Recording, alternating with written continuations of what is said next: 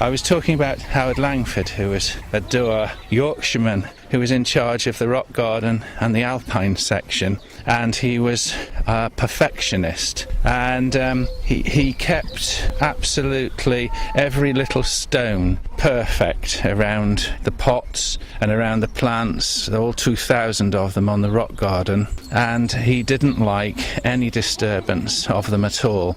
So there was a little poodle used to come and visit the rock garden and do what it had to do right on the very top of it. And if you go up there now, you'll probably find it. There's an opuntia, a prickly pear cactus being planted there. It's a very strange thing to have on the top of a rock garden.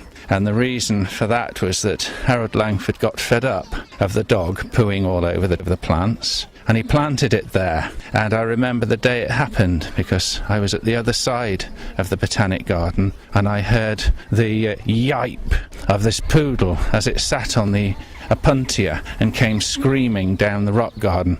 But it never did that again. Instead, what it used to do was poo on Harold Langford's front doorstep. And Harold found out that this was going on from this poodle, went outside with his shovel, picked it up, and followed the owner and the dog on the lead all the way through Cambridge and out the other side. And he said, bloody hell, I was walking for miles. And you can imagine a woman, a lead, a poodle, and being followed by a man with a shovel with a poo on it all the way through Cambridge. And he waited a few minutes as the lady went through her front door and then banged on it. And as she opened the door, he said, I think your dog has left something on my front doorstep, and you might want it back.